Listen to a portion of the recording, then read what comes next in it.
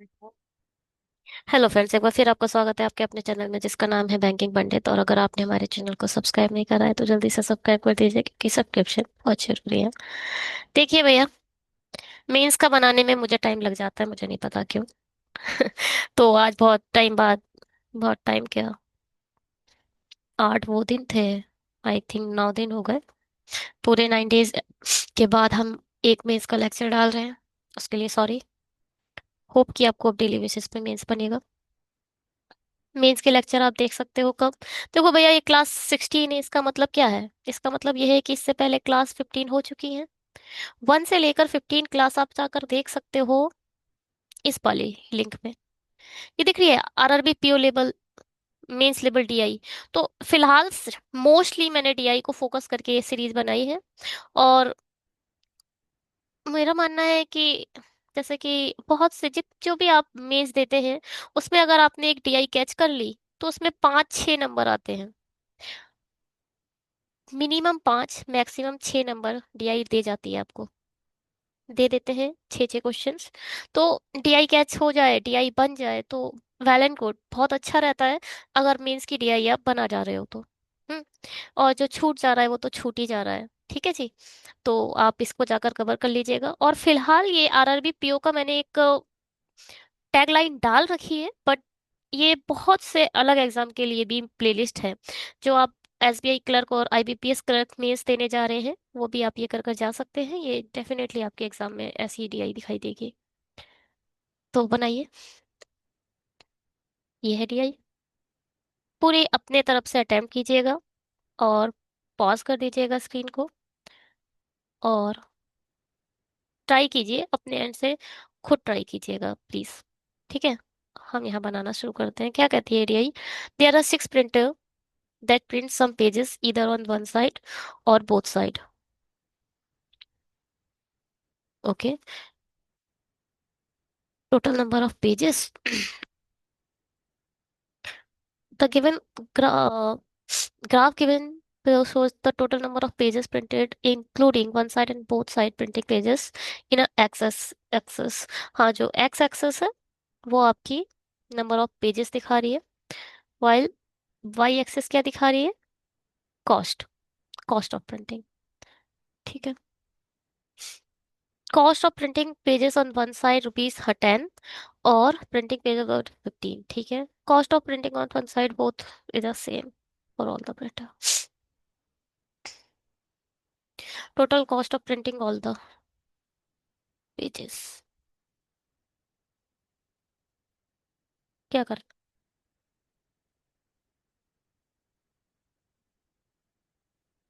देखो। हम्म।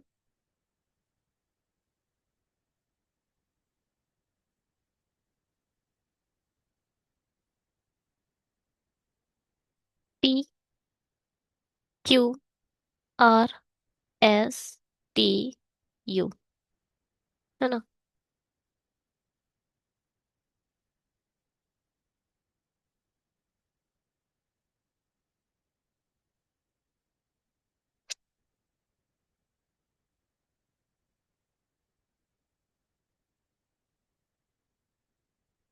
Total cost और total page.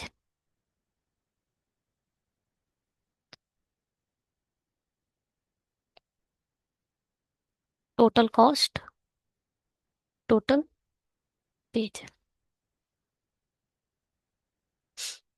अगर आप ऐसे बढ़ोगे तो निकलेगी कॉस्ट, और अगर आप ऐसे बढ़ोगे तो निकलेंगे पेजेस।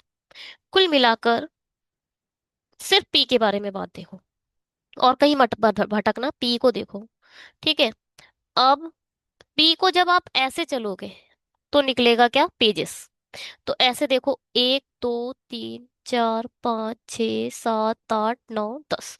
कुल मिलाकर 10 का, अरे 50, 40 से 50 हुआ था। ठीक है, पूरा 50-50 का 10 का गैप है। कुल मिलाकर जो ये माइनर गैप है, 1 मिनट।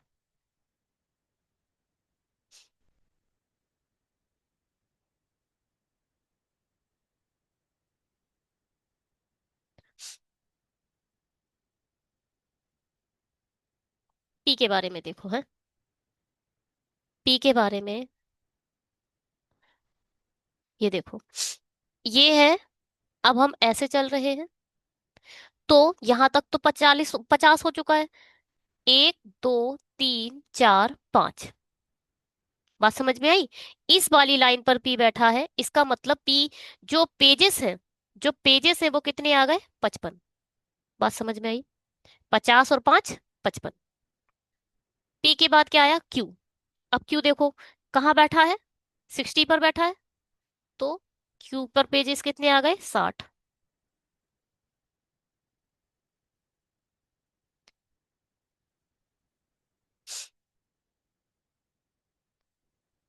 अब देखो एस देखो, एस का ये है डॉट, ये इस डॉट को रिप्रेजेंट कर रहा है एस। एस कहाँ बैठा है? 70। तो एस को यहाँ लिख दो। आर बचा, आर देखो, आर क्या है? 70, तो ये हो गया, ये वाली लाइन है आर की। अरे वाटर लाइन।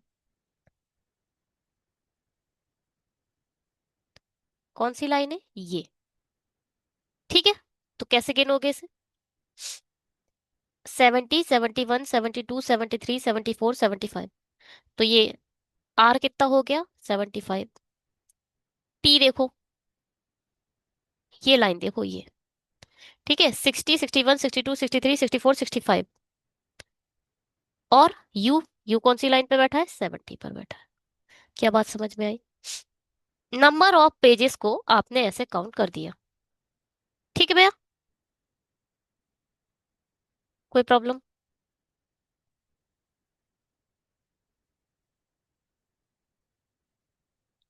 चलिए जी, अब कॉस्ट देखो। कॉस्ट आपको ऐसे ट्रेवर्स करना है। पी की कॉस्ट कैसे निकालो? ये 600 है। ये माइनर गैप देखो पहले तो। एक, दो, तीन, चार। चार की मल्टीप्लाई, चार को डिवाइड, 4 से डिवाइड दोगे 200 को, तो क्या आ जाएगा? 50। 50 का माइनर गैप है। कितने का गैप है? 50 का। ये है 600, 650, 700। पी की वैल्यू कितनी आ गई? 700।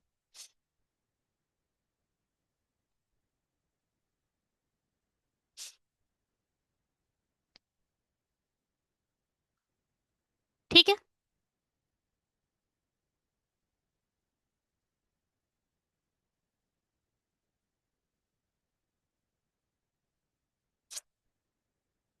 ठीक है।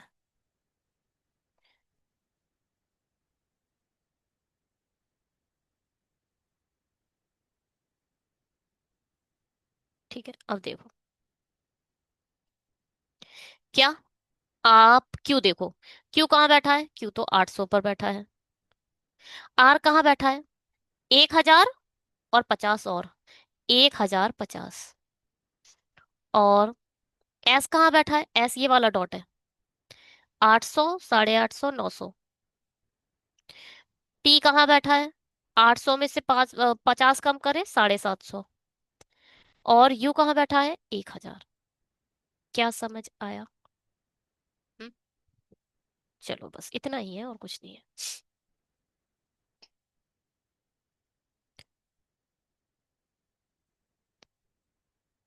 आगे बढ़ते हैं, क्वेश्चन करने की कोशिश करते हैं।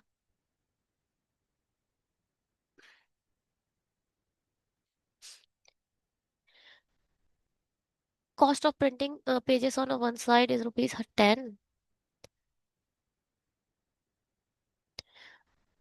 वन साइड के हैं ₹10, और बोथ साइड के हैं ₹15।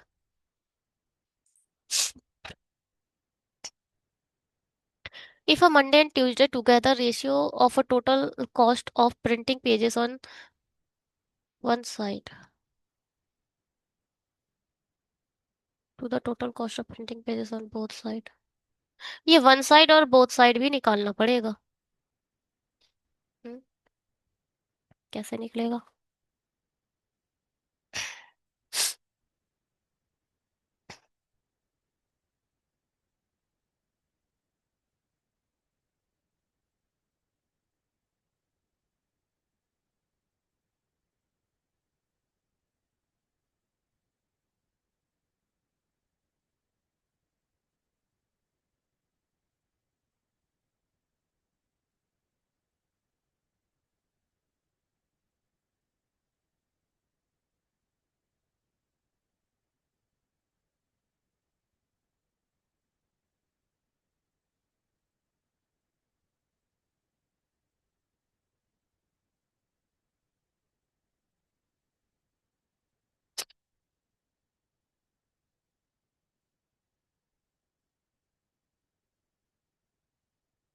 चलो बहुत हो जाए डिजाइनिंग। पहले बताओ ये वन साइड और बोथ साइड कैसे निकलेगा। देखो भैया, आप कह सकते हो टोटल पेज 55 के हैं। टोटल पेज 55 है। ठीक है। वन साइड को हमने एक्स मान लिया, बोथ साइड को हमने वाई मान लिया।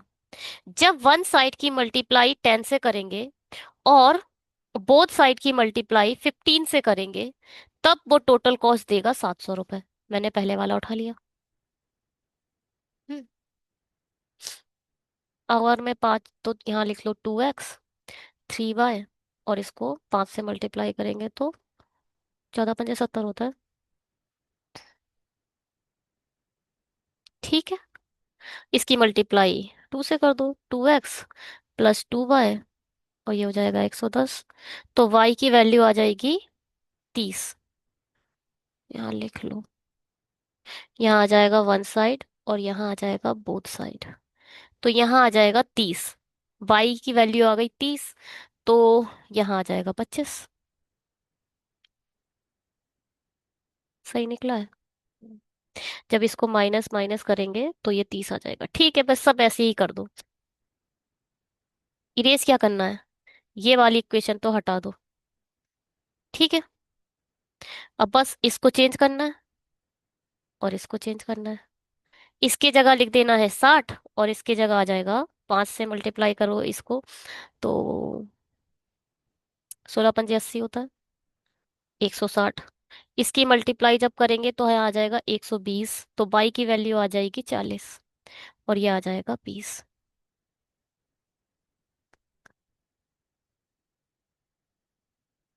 यहाँ आ जाएगा तो 75। यहाँ आएगा 5×2 = 10, 5×1 = 5। ट्वाइस करेंगे तो ये हो जाएगा 150। तो y की वैल्यू आ जाएगी 60, और यहाँ बचेगा 15।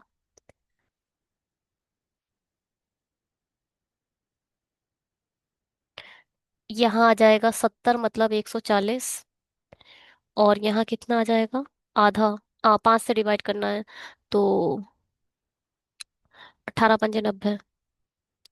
तो y की वैल्यू कितनी आ जाएगी, 40।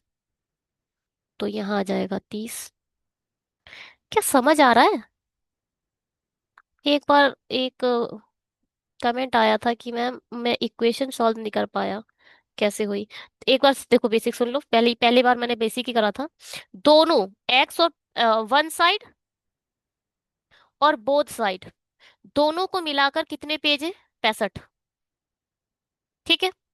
और इसको मैंने, यहाँ पर 10 था, यहाँ पर 15 है। ठीक है। और यहाँ पर टोटल आ जाएगा कितना, 750। सबको 5 से डिवाइड कर दिया, 5×2 = 10, 5×3 = 15, और 15×5 = 75 होता है। तो यहाँ आ जाएगा 150। कोई प्रॉब्लम। ठीक है जी। अब इसका दुगना कितना होगा, 6×2 = 12, 13, 130। इसकी मल्टीप्लाई पूरे की 2 से कर दी, 2x 2y। जब माइनस करा तो ये खत्म हो गया, यहाँ सिर्फ 22 बचा, और यहाँ सिर्फ 20 बचा। पूरे में मैंने यही करा है। तो यहाँ 45 बचेगा। अच्छा, ये ज्यादा बचा।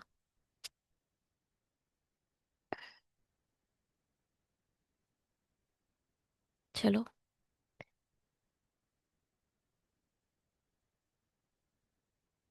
यहाँ कितना आएगा,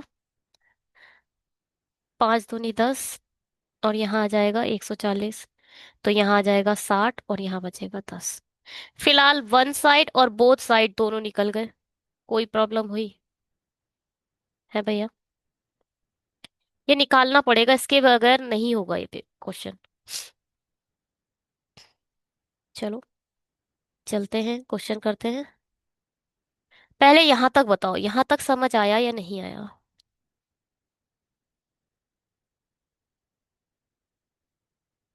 ये निकालना सबसे ज्यादा जरूरी है। बिना इसके निकाले क्वेश्चन होना पॉसिबल नहीं दिख रहा था। थोड़ा सा इसे और छोटा कर लेते हैं और ऊपर रख लेते हैं।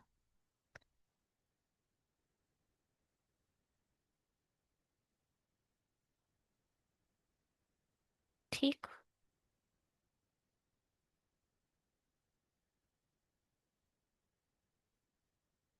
चलो, क्या होगा क्वेश्चन देखते हैं। क्वेश्चन कह रहा है, if on Monday and Tuesday. अच्छा, ये जो डेटा दे रखा है, ये पूरा डेटा मंडे का दे रखा है।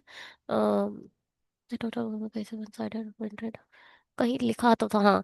प्रिंटेड ऑन मंडे, सब पूरा डेटा मंडे का दे रखा है। अब यहाँ क्वेश्चन में इसने ट्यूसडे ऐड कर दिया। If the Monday and Tuesday together ratio of a total cost of printing pages on one side to the total cost of printing pages on both the sides by printer U. U का जो data दे रखा है, one side और both side दोनों का ratio दे रखा है 3:7। ठीक है, जिसमें मंडे प्लस ट्यूसडे दोनों हैं, जिसमें मंडे प्लस ट्यूसडे दोनों हैं। ठीक है, if the total pages of printed on Tuesday by printer U is 45। Tuesday को जो टोटल प्रिंटेड पेजेस है वो कितने हैं, 45 है।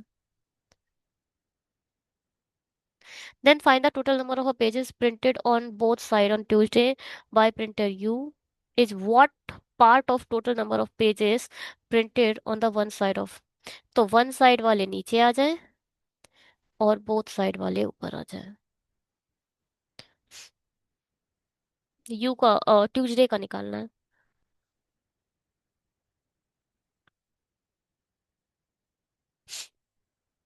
टोटल कॉस्ट दे रखी है, देखो। 10 पेजेस होंगे, 10 पेजेस है वन साइड के, कब, मंडे को। और हमने मान लिया एक्स पेजेस है क्या,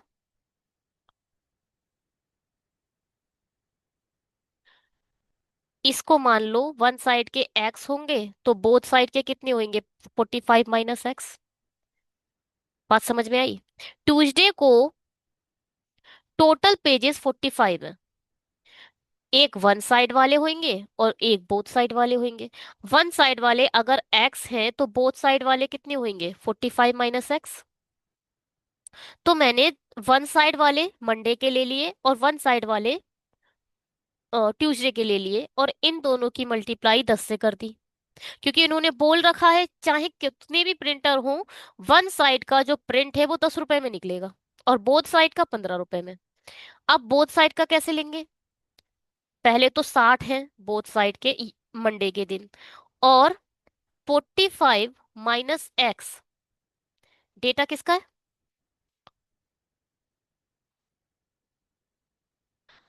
ये आ गया ट्यूसडे के बोथ साइड, और इसकी मल्टीप्लाई करनी पड़ेगी 15 से। इन दोनों का जो कॉस्ट रेशियो दे रखा है वो दे रखा है 3:7। यहां से एक्स की वैल्यू निकल आएगी। चलो देखते हैं। यहाँ तो 5 दूनी 10 हो जाएगा, या 5 तिया 15 हो जाएगा। 7 दूनी 14, यहाँ आ जाएगा 140, और यहाँ आ जाएगा 14 एक्स। यहाँ 3 तिया 9, और ये दोनों मिलकर बनेंगे कितने, 105। हाँ, 105 आ जाएगा यहाँ। तो 9 यहाँ आएगा 900, नहीं, 945। 9 × 5 = 45, 9 × 9, ठीक है। और -9 एक्स, तो ये दोनों मिल गए 23 एक्स। और यहाँ कितना आ गया, 85, 185। ठीक है, नहीं नहीं नहीं नहीं नहीं, ये माइनस होगा, यहां से ये खत्म होगा, तो यहाँ आएगा 805। इसकी मल्टीप्लाई जब इससे करेंगे, 805, 25,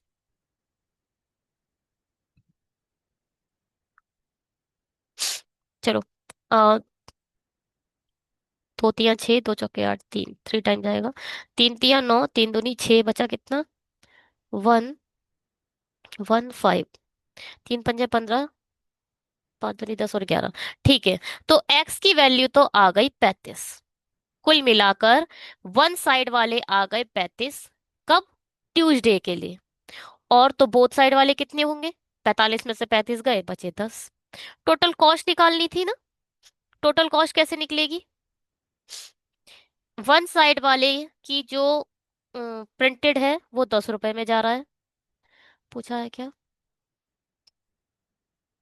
Then find the total number of pages printed on the both side Tuesday by printing you is a what part of total number of pages printed on नहीं कॉस्ट नहीं पूछी है। 35 डिवाइडेड बाय 10, 5 दूनी 10, 5 सत्ते 35, 2:7। Cost नहीं पूछी थी, केवल दोनों का रेशियो पूछा है। ठीक है जी, क्या समझ आया या नहीं आया, पहले तो ये बात समझ आनी चाहिए। सही है।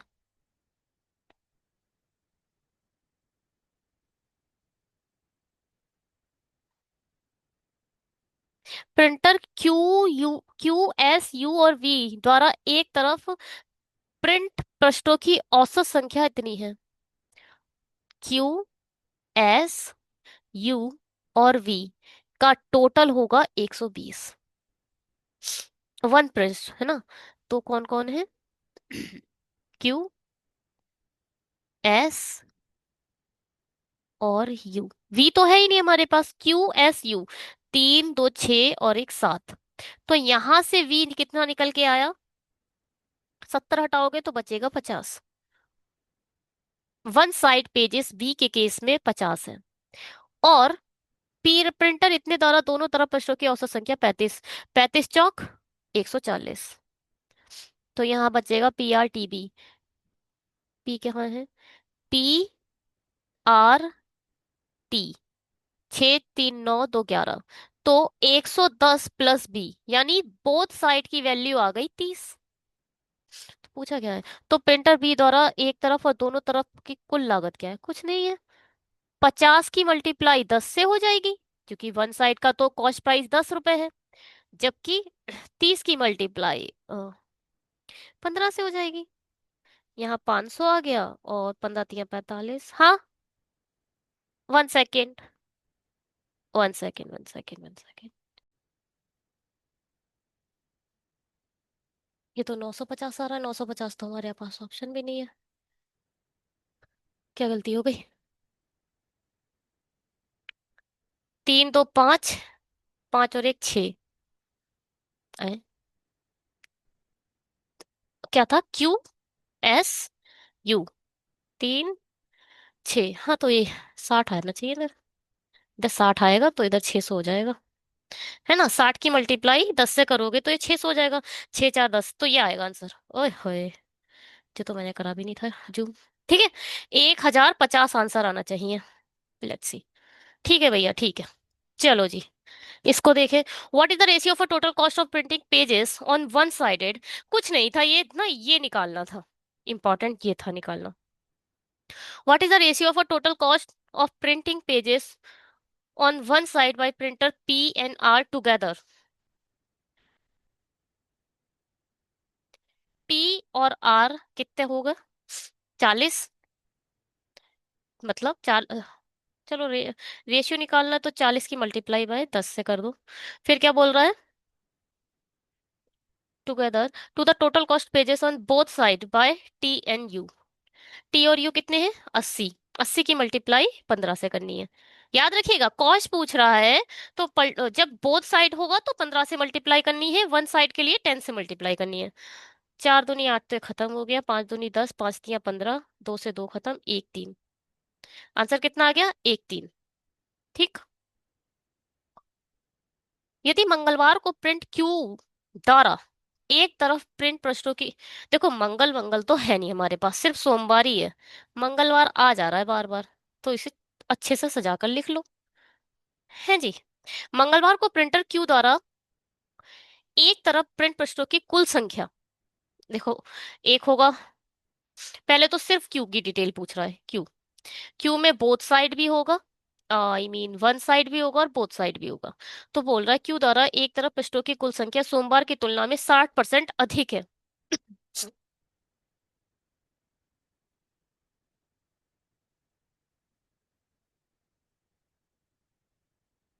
सोमवार की तुलना में, क्यू में सोमवार में क्यू द्वारा एक तरफ पेंट पृष्ठों की कुल संख्या सोमवार की तुलना में 60% अधिक है। तो यहाँ पर यहाँ पर 20 है। 20 का 60% कितना होगा? 12। तो इसका मतलब 32 है। क्यू में मंगलवार को एक तरफ के जो पृष्ठ हैं वो कितने हैं? 32 हैं। लेकिन प्रिंटर की कुल लागत सोमवार के समान ही रहती है। कुल लागत कितनी है? 800 है। ठीक है। तो मंगलवार को प्रिंटर क्यू द्वारा दोनों ओर कितने पृष्ठ प्रिंट किए जाते हैं? कुछ नहीं है। देखो भैया, इसकी कॉस्ट निकालो। 32 की मल्टीप्लाई 10 से करोगे तो 320 आ जाएगा। 320 आ जाएगा। इसमें से 320 हटाओगे तो बचेगा 480। 480 टोटल कॉस्ट आ चुकी है। कितनी किसकी आई है ये टोटल कॉस्ट? जितने भी बोथ साइड के पेजेस थे। और बोथ साइड के पेजेस कैसे निकलेंगे? 15 की मल्टीप्लाई कर दो और बोथ साइड को मान लो। भाई, 15 से कुछ नहीं डिवाइड देना है। 15 पंजे 75 नहीं, 15 तिया 45, बचा 3, 15 दूनी 30। कुल मिलाकर 32 पेज रहे होंगे। क्या मेरी बात समझ आ रही है ना? 32 पेज रहे होंगे। ठीक है जी। ये रहा आपका होमवर्क, जो आपको मुझे कमेंट बॉक्स में कर कर बताना है। ये है आपका फाइनल आउटपुट, जो आप देख सकते हैं, आपकी विंडो पे शो हो रहा होगा। हम्म। चलो जी। 1 सेकेंड, आगे नहीं बढ़ रहा हमारा चैट। चलो बनाओ इसे। फटाफट से बनाकर तैयार कर दो पूरा चार्ट। जो जो समझ में आता है वो बनाकर रख दो। ठीक है भैया।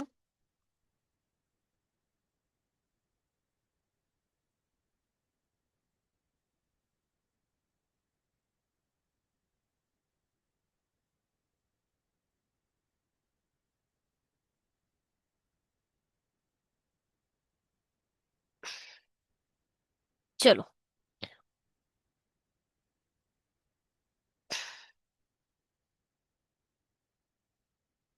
क्या कह रहा है? जब भी बोट एंड स्ट्रीम का क्वेश्चन आपके पास आए, बोट एंड स्ट्रीम सिर्फ 4 फॉर्मूला पर काम करता है, और उसके सिवाय तुम्हें कुछ दिमाग में लाना ही नहीं है। भैया बहुत बार बता चुकी हूँ बेसिक में। ठीक है, बहुत बार। आप लोग मुझे अगर कंटिन्यू फॉलो कर रहे हो तो मैं इसे बहुत बार अच्छे से बता चुकी हूँ। शुरू करते हैं इसे। हम्म। क्या बोल रहा है? हम्म, ये कह रहा है धारा के अनुकूल नाव ए। एक नाव ए है। कितनी नाव है पहले ये देख लें। 1 सेकेंड। ABCD। अरे अरे अरे, चलो इसे यहाँ रखते हैं। हाँ। ABCD। कुल मिलाकर हमारे पास 3 बोट्स हैं, 4 बोट्स हैं। ठीक है।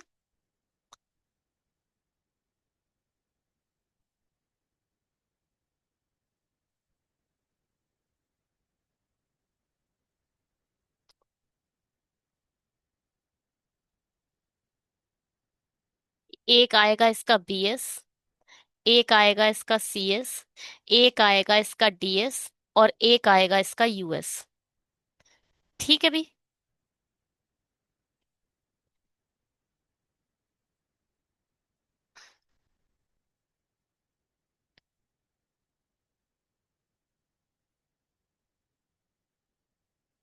अब इधर लिख देते हैं BS, CS, DS और US। इतना तो होना ही होना है। आगे ये क्या बोलता है वो बात की बात है, इतना तो हमें बना के तैयार कर ही देना है। आगे देखते हैं।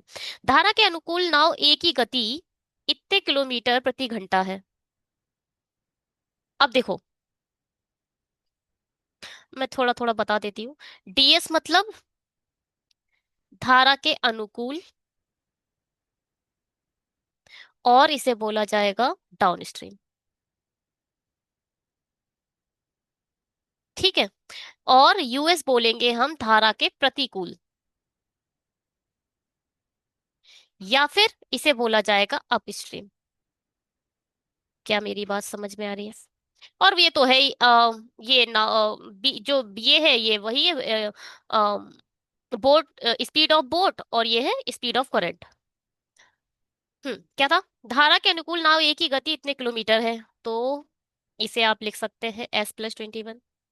और ए की धारा के अनुकूल और धारा के प्रतिकूल गति, अरे अच्छा, दो फॉर्म में इसकी डेटा दे रखा है। तो यहाँ पर आप ये भी लिख लो 5x और 3x, ये रेशियो का फॉर्म दे रखा है। और यहाँ एक एस का फॉर्म भी दे रखा है, दो फॉर्म दे रखे हैं भाई। ठीक है। नाव बी द्वारा धारा के अनुकूल 360 किलोमीटर की दूरी 6 घंटे में तय की जाती है। कब धारा के अनुकूल, मतलब यही दे रखा है। 360 की दूरी 6 घंटे में तय करती है। कुल मिलाकर 6 छंग 36, 60 किलोमीटर प्रति आवर से ये चलती है। और स्थिर जल में नाव ए और बी की गति का अनुपात, स्थिर जल में ए और बी यानी बीएस दे रखा है 4/3। याद रखिएगा, यहां अगर आपने एक्स ले लिया है तो आपको यहां पर वाई लेना पड़ेगा। स्थिर जल में नाव सी की गति S-4, यहां पर देखो, यहां भी स्मॉल एस बना है, यहां भी एस बना है, यानी दोनों ये एस सेम है। ठीक है। स्थिर जल में नाव सी की गति इतने किलोमीटर है, स्थिर जल में नाव सी की गति, सी की गति यानी ये S-14 है। बढ़िया है। ठीक है, किलोमीटर। और ये है नाव डी को इतने, हम्म, बताओ क्या होगा। ठीक है। अ, जो और ये है नाव डी को 5 घंटे में पकड़ सकती है, तो जो उससे 5 किलोमीटर आगे है, जब दोनों नावें एक ही दिशा, ये तो रिलेटिव आ गया। ये तो बात का बात है, ये क्या है, सभी नावें इतने की धारा में नौकायन कर रही हैं। एक ही नदी, कुल मिलाकर यहाँ पर पता चला ये क्या बोल दिया इसने। ये पता है क्या बोल दिया इसने, ये बोल दिया यहाँ भी सी एस है, यहाँ भी सी एस है, ये भी सी एस है। कुल मिलाकर यहाँ पर एक कॉमन वैल्यू आ जाएगी। लेट्स सी क्या आती है, वो हमें निकालनी पड़ेगी, है ना। चलो शुरू करते हैं, बनाते हैं इसे। हम्म कैसे बनेगा, देखो भैया, कुछ नहीं है। C S equal to what, C S equal to होता है DS minus US upon 2। 5x - 3x मतलब 2x अपॉन 2। कुल मिलाकर सी एस इक्वल टू क्या निकल आया, एक्स। इसके निकाल दिया हमने। और ऐसे ही बी एस भी निकल जाएगा। बी एस इक्वल टू क्या होता है,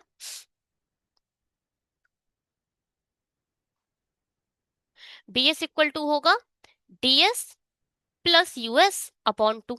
मतलब 5 और 3 8, 8x अपॉन 2 मतलब 4x। बी एस भी निकल आया 4x।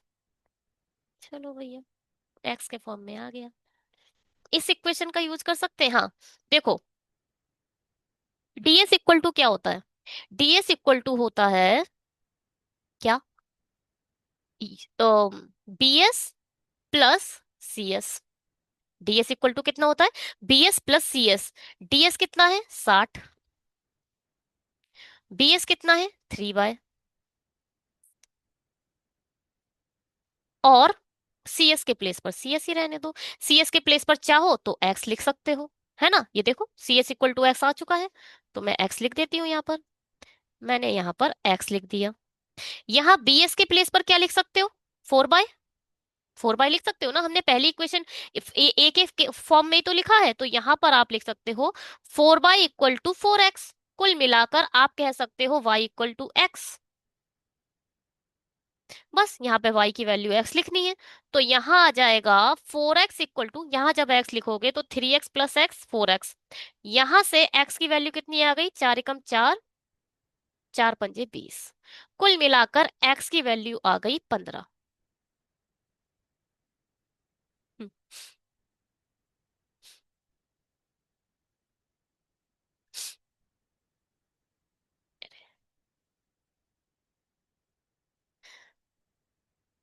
मैं ये हटा रही हूँ, ध्यान से सुनना। केवल 4 फॉर्मूला होते हैं इसमें, 4 फॉर्मूलाज पे देखो। ऑलवेज रिमेम्बर डीएस होता है बीएस प्लस सीएस, यूएस होता है BS minus CS, BS equal to होता है डीएस प्लस यूएस अपॉन 2, जबकि सीएस इक्वल टू होता है डीएस माइनस यूएस अपॉन 2। क्या बात समझ में आई, केवल 4 फॉर्मूलाज है। अब केवल बोट ए के केस में देखो। बोट ए के केस में हमारे पास बी एस गिवन है, तो बी एस इक्वल टू हम क्या लिख सकते हैं, इस वाले फॉर्मूला में पुट करना शुरू करो भैया पहले। देखो, बी एस के प्लेस पर 4 बाई लिख दो, लिख सकते हैं। अब डी एस के प्लेस पर 5x है, यूएस के प्लेस पर 3x है, अपॉन 2। 5 और 3 8 हो जाएंगे, 8 डिवाइडेड बाय 2 मतलब 4x। आप यहां से कह सकते हो y इक्वल टू एक्स है। पहली इक्वेशन हमें यहां से मिल गई। यहीं से ही दूसरी इक्वेशन डिजाइन करो सी एस के फॉर्म में। सी एस को सी एस रहने दिया, और सी एस इक्वल टू क्या, 5x - 3x, ये वाला है ना C S. 5x - 3x upon 2 मतलब 2x अपॉन 2। 5 में से 3 गए, बचे 2, तो सी एस क्या निकल आया, एक्स। सी एस क्या निकल आया, एक्स। हमारी वोट अभी हमने सिर्फ ए का यूज करा। अब आ जाओ बी पर, वोट बी पर आ जाओ। तो यहां पर आप कह सकते हो, अब देखो हमारे पास क्या क्या गिवन है। सी एस के प्लेस पर तो यहाँ एक्स आया है, यहाँ भी एक्स होगा, यहाँ भी एक्स होगा, यहाँ भी एक्स होगा। सी एस हमारा एक्स आ चुका है, तो हर जगह एक्स ही एक्स होगा। क्या बात समझ में आई? तो यहाँ पर एक इक्वेशन और बन गई आपकी, बनाइए। डीएस इक्वल टू क्या होता है, डीएस के प्लेस पर 7 लिख दिया, ये देखो डीएस। बीएस के प्लेस पर 3y लिख दिया, और सीएस के प्लेस पर x लिख दिया। अब यहां से हमें पता चला था कि y इक्वल टू एक्स होता है, तो इधर भैया x पुट कर दो। तो 60 इक्वल टू यहाँ पर 3x plus x. 4x equal to क्या आ गया, 60। x इक्वल टू कितना आ गया, 15। कुल मिलाकर आपको स्पीड ऑफ करंट मिल चुकी है। हर जगह 15 पुट कर दो, बिना सोचे समझे सबसे पहले यहाँ 15 लिखो। लिख दे, अगर आप लोगों को प्रॉब्लम ना हो तो मैं लिखना शुरू कर देती हूँ। यहाँ 15 आ चुका है। अब यहाँ देखो, 15 × 3 = 45, यहाँ 45 आ गया। यहाँ कितना आ गया, 15 × 3 = 45। यहाँ क्या आएगा, है 1 सेकेंड, 5 था ना शायद उधर, 15 × 5 = 75। ठीक है, तो यहाँ आएगा 75, यहाँ आ जाएगा 75, और यहाँ आएगा 15 × 3 = 45। यहाँ आ जाएगा कितना, 45। ठीक है। अब देखो, y ही x है, y ही x है, तो आप कह सकते हो y इक्वल टू 15 भी है। तो यहाँ 15 × 4 = 60, 15 × 3 = 45 लिख दो इधर। इधर 60 लिख दो, 15 × 4 = 60, 15 × 3 = 45। अब यहाँ सुनो, इस सबको हटा दो।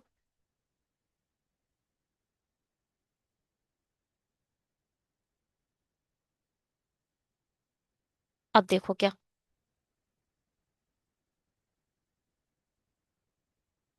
अब देखो, ये जो 75 है वो s + 21 है। तो आप s की वैल्यू बता सकते हो कितनी होगी। 21 में क्या ऐड करूं कि 75 बन जाए, 54। 54 में 21 ऐड करोगे 75 बन जाएगा। कुल मिलाकर आप कह सकते हो s की वैल्यू 54 है। तो 54 में से 14 माइनस करोगे तो क्या आ जाएगा, 40। तो यहाँ 40 लिख दो, यहाँ इसे हटा दे। इधर 75 आ गया, इधर 40 आ गया। ठीक है जी, हटा दो इसे। अब बस ये बताओ ये कितना आएगा, पहले तो कुछ नहीं है, bs - cs करना है। 30, bs - cs 25, bs + cs 55। यहां तक पूरा डेटा है। अब आ जाओ डी पर। डी पर क्या बोला था, यहां से क्या बोल रहा है, यहां से कह रहा है कि यह 1 सेकेंड, स्थिर नाव में स्थिर जल में नाव सी की गति तो हो गई, और यह नाव डी को 5 घंटे में पकड़ सकती है, जो कि उससे देखो, यहां पर आपकी सी है नाव, और यहां पर आपकी डी है। इन दोनों का बीच का डिस्टेंस दे रखा है 50। सी की आपके पास स्पीड है 40, इसकी स्पीड तो आपको पता नहीं है, मगर एस मान लो भी इसी। ठीक है, जब दोनों नावें एक ही दिशा में, ठीक है भैया, 5 घंटे में पकड़ पकड़ सकती है, तो टी की वैल्यू भी 5 दे रखी है। अब देखो ध्यान से सुनना, यहां पर वो कंसेप्ट आ गया रिलेटिव स्पीड। जब दो नाव एक ही डायरेक्शन में जा रही हैं तो दोनों की दोनों माइनस हो जाएंगी। ये ट्रेन वाला कंसेप्ट आ चुका है। तो रिलेटिव स्पीड कैसे लिखोगे? 40 - s। ये भी आपको समझना है। ये वाली डी को पकड़ रही है, इसका मतलब आपको पता होना चाहिए सी वाली तेज चल रही होगी डी के रिस्पेक्ट में, तभी तो पकड़ लेगी। है, सी ज्यादा तेज भाग रही होगी तभी तो डी को कैच कर लेगी। तो याद रखिए 40 में से माइनस करके एस लिखना है। रिलेटिव स्पीड माइनस करके तो लिखनी है। हो सकता था S - 40 भी हो सकता है ना, मगर ये सेंस आपको लगाना है कि सी की स्पीड ज्यादा तेज रही होगी तभी उसने डी को पकड़ लिया। चलो, दोनों की स्पीड 50 है और टाइम कितना है 5 10। कुल मिलाकर एस की वैल्यू कितनी आ गई 30। भैया पता चली नहीं चली, ये वाली इक्वेशन सॉल्व हो पाती है नहीं हो पाती है? 40 - s = 10। 40, ये 10 इधर आ गया माइनस का, और ये एस चला गया इधर, 30 हो गया। दोनों को माइनस करके यहाँ वैल्यू आ जाएगी, दोनों को ऐड करके यहाँ वैल्यू आ जाएगी। मेरे हिसाब से ये पूरा चार्ट हमने बड़े सुंदर तरीके से सजा लिया है। क्या आप लोग ये चार्ट सजा पाए? अगर ये चार्ट सजा दिया आपने तो बोटन स्ट्रीम का तो अर्थमेटिक का कॉन्सेप्ट छूटना नहीं हो चाहिए। कैसा भी कॉन्सेप्ट आ जाए उड़ा देंगे हम। है जी। ये समझ लेना, जिस दिन अर्थमेटिक के क्वेश्चन लगानी डीआई बनानी शुरू कर दी, उस दिन अर्थमेटिक अपने आप समझ आनी शुरू हो जाएगी। अर्थमेटिक का बेसिक जो बना रही हूँ उसमें ये डीआई ऐड करूंगी। चलो अच्छा देखो, शुरू करते हैं इसके क्वेश्चन। अरे यार, पूरा 1 सेकेंड, अब ये मुझे थोड़ा डिजाइन करना पड़ेगा। 1 सेकेंड रुको भैया, सारे क्वेश्चन घेर लेगा वरना ये। ओ,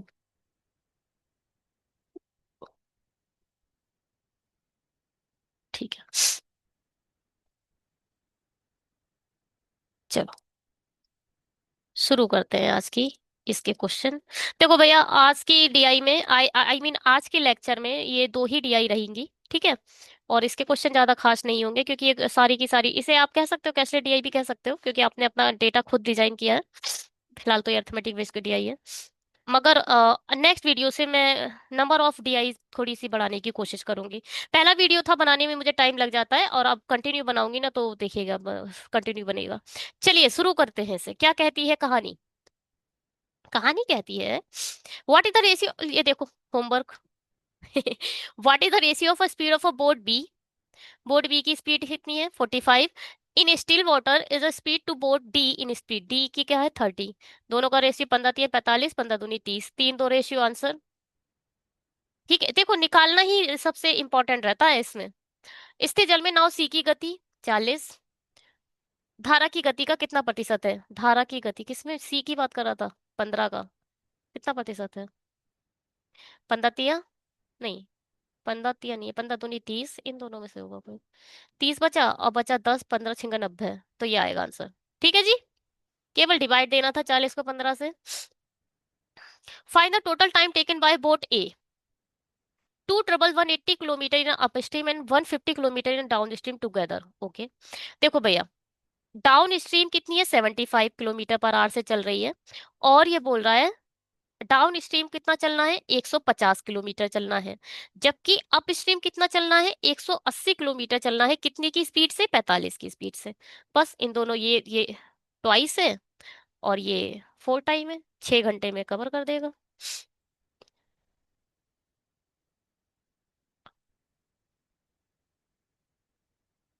यदि एक नाव आ गई एम की धारा के अनुकूल गति, अनुकूल मतलब क्या होता है? डीएस। डीएस, नाव ए की धारा के अनुकूल गति का 120% है। ए की इसका 120% है। कुल मिलाकर 100% तो 75 ही है, और 20% कितना होगा 15। सच होता 15, 15 ऐड कर दो तो ये 80 है। कुल मिलाकर एम की डाउन स्ट्रीम जो स्पीड है वो आपकी 80 आ गई। तो नाउ एम तो नाउ एम द्वारा धारा के प्रतिकूल दिशा में 240 किलोमीटर की यात्रा करने में लिया गया समय ज्ञात कीजिए यदि दी गई धारा की गति। ठीक है, यहाँ पर सी एस गिवन है 15, जबकि ये बोल रहा है 240 किलोमीटर अप स्ट्रीम की स्पीड से कितने समय में कवर कर देगी। अप स्ट्रीम निकालो भैया, कैसे निकलेगा?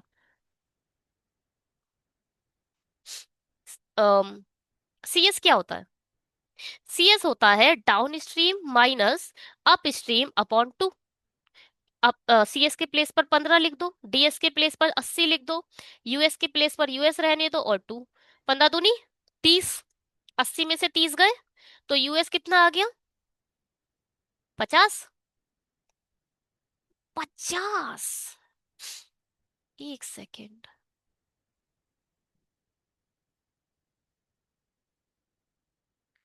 80 माइनस 15 दूनी 30।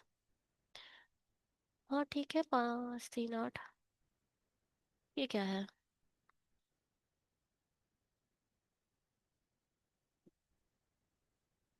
4.5 आ रहा है क्या? अब देखो, 240 को जब 50 से डिवाइड दोगे तो कितना आएगा? 5 चौक 20। 5 8 कुछ गलत हो रहा है। एक सेकेंड रुको। एक ही यदि एक अन्य नाव है, एम की धारा अनुकूल गति, नाव एक ही धारा के अनुकूल गति का 120% है। 7 7 14 15। जब इसमें 15 ऐड करोगे तो ओहो 90 हो जाएगा। ये 90 होगा, सॉरी हाँ। 90 होगा, सॉरी हाँ। तो ये 90 हो जाएगा, तो यहाँ 90 लिखो। तो 90 में से 30 गए तो बचा कितना? 6। ठीक है। इसको यहाँ माइनस मल्टीप्लाई करोगे तो ये 30 हो जाएगा। तो 90 में से 30 गए तो 60 आंसर आएगा। तो 240 किलोमीटर 60 की स्पीड से चलने पर आपको कितने आवर लगेंगे? 4 घंटे लगेंगे। क्या मेरी बात समझ में आई? ठीक है भैया। ये 6 घंटे क्यों आ गया जब पिछला क्वेश्चन था? ठीक है जी। तो ये है आपका होमवर्क, जल्दी से हमारे स्क्रीन पर आ चुका है, स्क्रीनशॉट लो, खुद से ट्राई करो, देखें भैया कितने बच्चे हैं जो आंसर देते हैं इसका। चलो जी, thank you so much videos को देखने के लिए। ये है आपका फाइनल रिजल्ट, आप जाकर देख सकते हैं अपनी स्क्रीन पर। और ट्राई करा करो ऐसे क्वेश्चन खुद से करने का। आगे से नंबर ऑफ DIs हम इंक्रीज करेंगे और मल्टीपल काइंड ऑफ क्या कंटेंट लाने की कोशिश करेंगे चैनल पर। Thank you so much videos को देखने के लिए। Bye, have a great day. अगर अच्छा लगा हो तो प्लीज सब्सक्राइब करके जाइएगा। शेयर करिए ज्यादा से ज्यादा अपने उन फ्रेंड्स के पास जो मेंस लेवल कंटेंट को पढ़ना चाहते हैं।